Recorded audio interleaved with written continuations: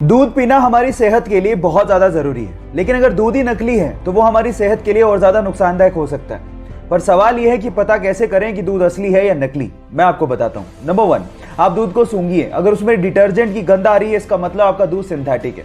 Number 2, जो असली दूध होता है उसे स्टोर करने पर वो रंग नहीं बदलता, जबकि नकली दूध स्टोर करने पर कुछ ही समय में पीला पड़ जाता है।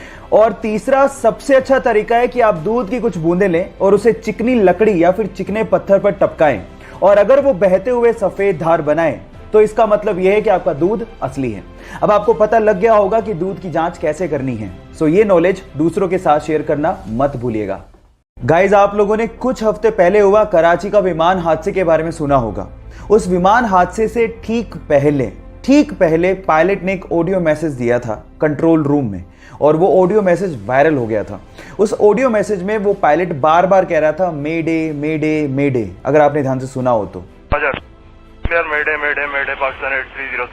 पर सवाल ये है कि क्या मतलब होता है मेडे का। मैं आपको बताता हूं। मेडे एक क्रिटिकल मैसेज है जो कि तब दिया जाता है जब पायलट और विमान ये दोनों खतरे में हों।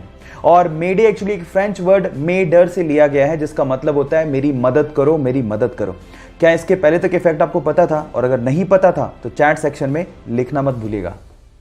गाइस, क्या आपको पता है कि इंडिया की सबसे धीमी रफ्तार से चलने वाली ट्रेन का नाम क्या है? डोंट वरी, मैं आपको बताता हूं। सबसे धीमी रफ्तार से चलने वाली ट्रेन का नाम है मेट्टुपालयम ऊटी नीलगिरी पैसेंजर ट्रेन, जो कि मात्र 10 किलोमीटर पर आवर के हिसाब से चलती है, जो कि हमारे ही देश की सबसे फास्टेस्ट ट्रेन से लगभग 16 गुना धीमे चलती है।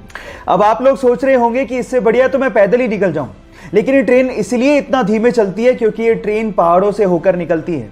लेकिन जब आप इसकी सवारी करेंगे और बाहर का नजारा देखेंगे तो आप इतने मंत्रमुग्ध हो जाएंगे कि आप लोग ये शुक्र मनाएंगे कि ये ट्रेन इतना धीमे चलती है। क्या आपको इसके पहले तक इफेक्ट पता था? और अगर नहीं पता था तो चैट सेक्शन में लिखना मत भूलिएगा। हमारे मोबाइल के लिए मोबाइल की बैटरी बहुत ज्यादा जरूरी है, लेकिन उससे जुड़ी कुछ अफवाहें भी हैं जो हमें डेली सुनने को मिलती हैं। जैसे कि अगर आपने पूरी रात अपने मोबाइल को चार्ज पे लगा के रखा तो आपके मोबाइल की बैटरी खराब हो सकती है, लेकिन यह गलत है। एक्चुअली पुराने मोबाइल तक तो ठीक था, लेकिन आजकल के स्मार्टफोन की बैटरी भी स्मार्ट हो चुकी है। एक्चुअली यहां पर जो आपका चार्जिंग मैकेनिज्म है वो कुछ इस तरह से काम करता है कि पूरा चार्ज होने के बाद बैटरी अपने आप ही इलेक्ट्रिकल सप्लाई को बंद कर देती है। मसलन आपके मोबाइल की बैटरी खराब नहीं होती है, तो निश्चिंत रहिए, पूरी रात चार्ज लगाने पर आपकी मोबाइल की बैटरी खराब नहीं होगी।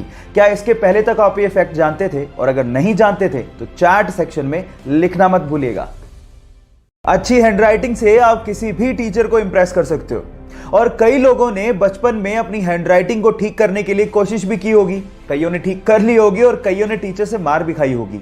लेकिन अगर मैं आपसे कहूं कि एक 8वीं क्लास की लड़की है जिसकी हैंडराइटिंग कंप्यूटर के फॉन्ट को भी मात दे दे, तो क्या आप विश्वास करोगे?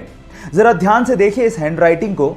लड़की नेपाल की है जिसका नाम है प्रकृति मल्ला, और उसकी हैंडराइटिंग को दुनिया की सबसे खूबसूरत हैंडराइटिंग्स में से एक माना गया है।